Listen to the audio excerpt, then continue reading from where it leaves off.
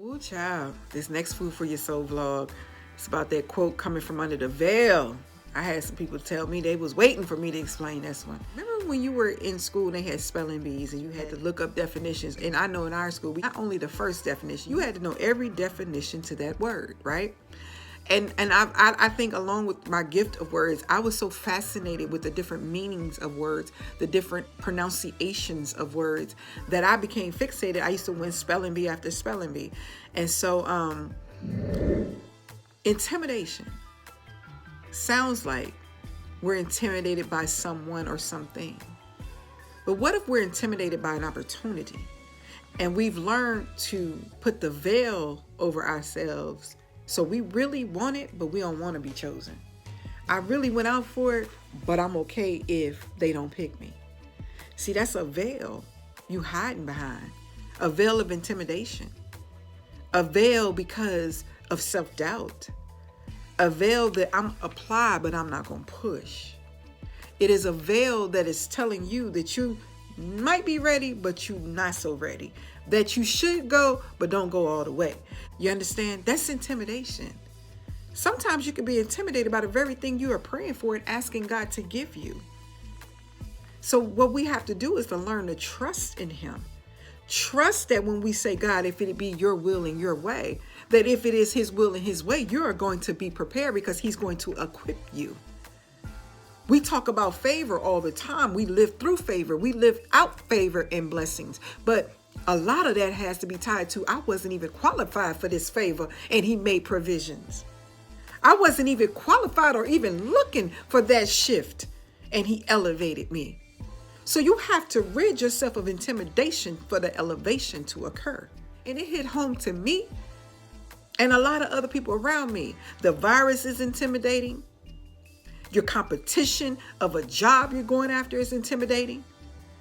You start to intimidate your own studies, your own work experience, your own career paths. You start to feel intimidated by yourself. But with that, you tend to doubt yourself.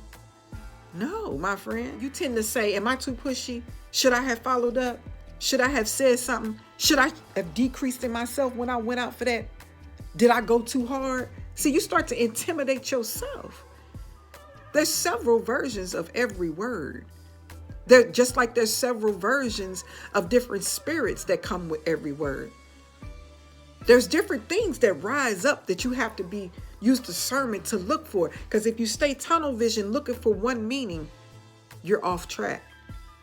It's never going to come one way. So if you don't think you can intimidate yourself, it's the same when people say you sabotage yourself. Now, when we think of sabotage, we think of somebody seizing my opportunity or they set me up. But what about, why do you think they came up with the words self-sabotage? Why do you think that? Self-intimidation, clinically. Why do you think that? It's because sometimes it's not everybody else that's our worst enemy. Sometimes we're our worst enemy.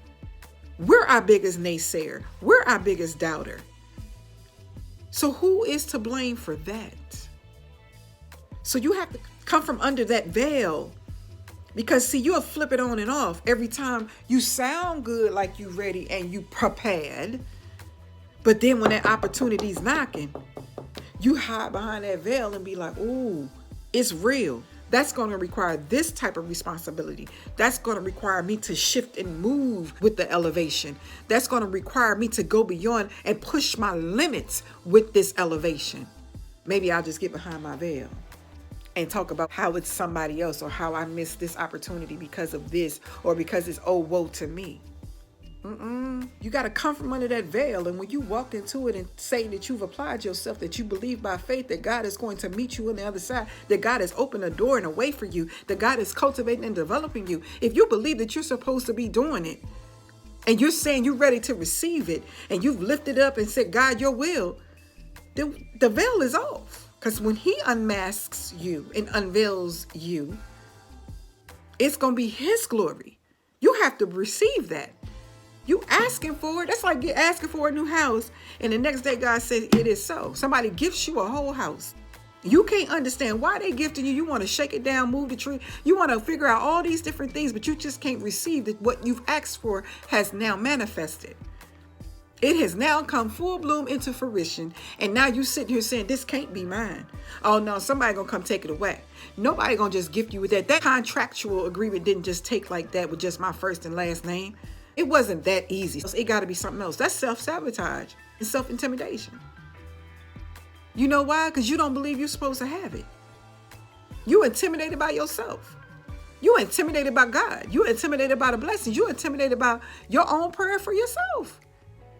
Don't make no sense. Do it. So come from under that veil of intimidation so you can receive your elevation. Because if you go back in and you pray for it and say, I'm ready, and you go back in doubt, you didn't cancel yourself out. Stop canceling yourself out. You will be in the place that you're supposed to be with enough faith and enough works. And when it is so, and you do not have an explanation for it, you give God the glory and the praise. Start praising him now, because he gonna blow your mind. He gonna do it the way he does it. It's gonna come the way God says so, and you gonna know you ain't had nothing to do with it, but he heard your prayers and he answered. All right? God's love to you. Ava Cherie.